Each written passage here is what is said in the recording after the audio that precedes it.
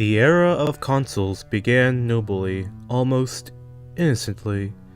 In the first generation, the great Atari carved a great mighty empire, and a legacy that would last forever.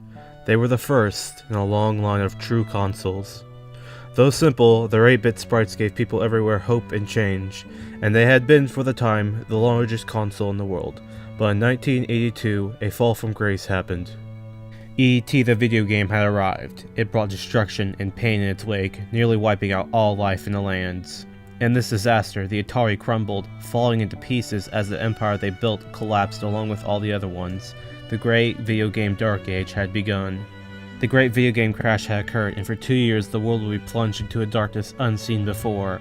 Only the second generation and an untold number of consoles born before and during this time would have had their lives cut short by this blight, and the world would be changed forever.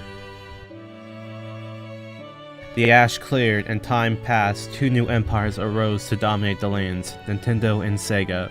While at first these two lands lived in peace, it became apparent that war was on the horizon.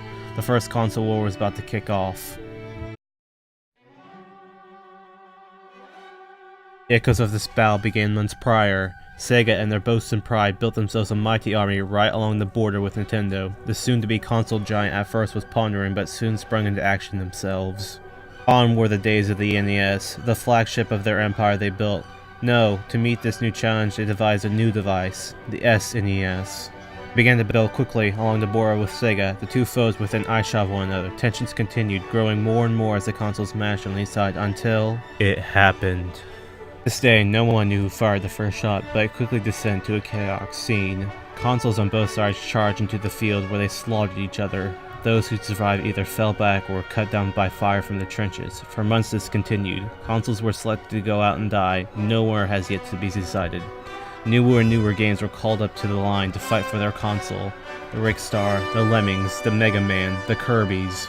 Yet no one knew the secret giant behind SEGA's war, a giant so large that few could challenge him and survive. This giant would be known as Sonic the Hedgehog, and among his first few years he would be seen as unstoppable, expanding his reach faster than any other character at the time. With this bolstering, the two giants fought for years. Countless souls were taken, millions devastated, but finally the first console war had to end. At the end of the battle, the two consoles only grew outwards, establishing a buffer zone in the hopes that another war would not occur between the two consoles. And they went on their way. As the two licked their wounds, they went their separate ways. Nintendo, planning something big, only to realize it was about to turn south for them, and for SEGA as well. But that, I say, would be a story for another day.